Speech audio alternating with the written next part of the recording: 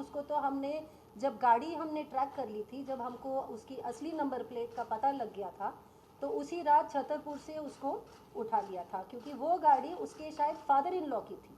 तो उनके घर में जाके फिर इसका पता लगाया और इसको रात को ही ले आए थे। और रही बात ये बाकी 3 लोगों की, 3 लोगों को हमने शंभू बॉर्डर टोल में थोड़ा बहुत तो डिले होता है गाड़ी को, तो वहाँ पे since we were tracking them and we knew they are coming back towards this way, so we were able to arrest them last night at the toll.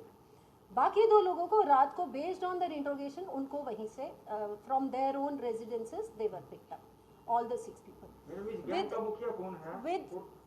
With reference to your question on the previous crimes, we have just got them, so we will be interrogating them and we will know.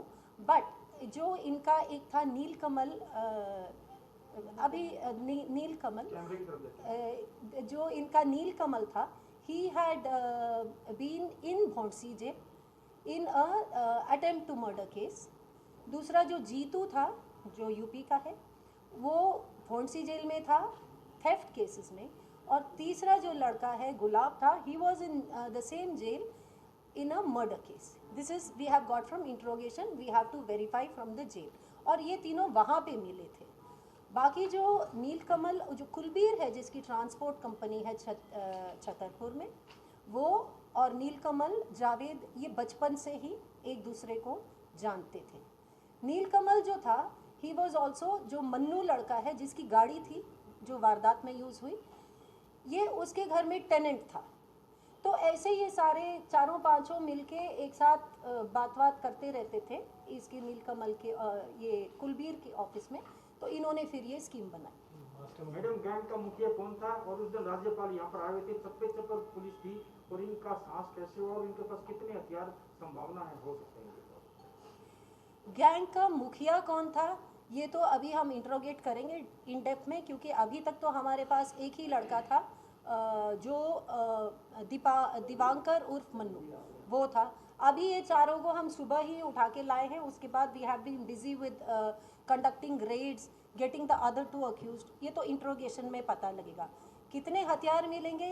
एक हथियार recover हुआ है, बाकी अगर interrogation में we come to know about more weapons we will definitely see. 70,50,000 अपने recover किए हैं, बाकी का पैसा कहाँ पे गया है इन्होंने कुछ बताया?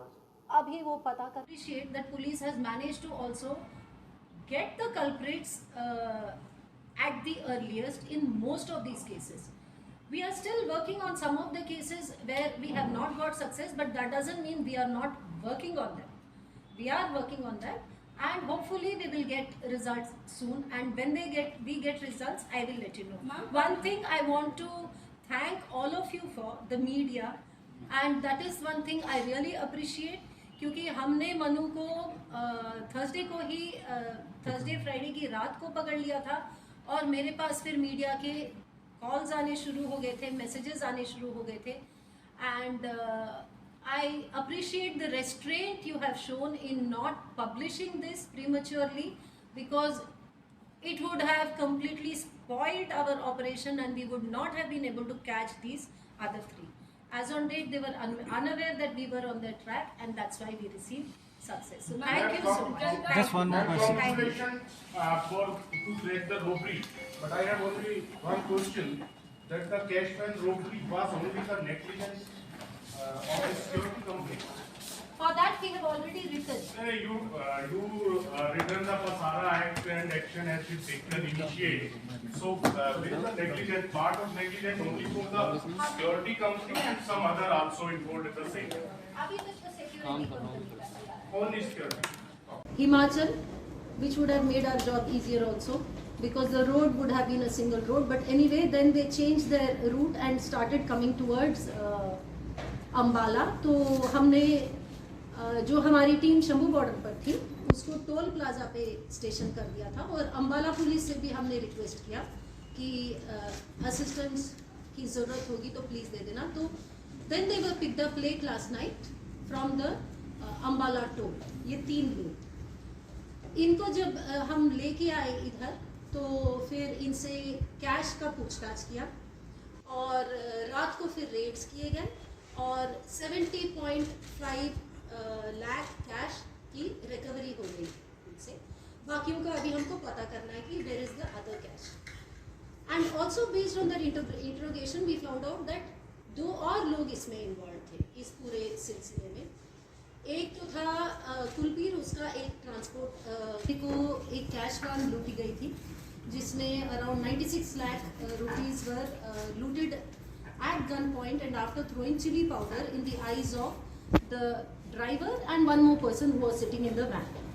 Now this cash van, it used to collect money from T3, T1 from the parking and from various other places.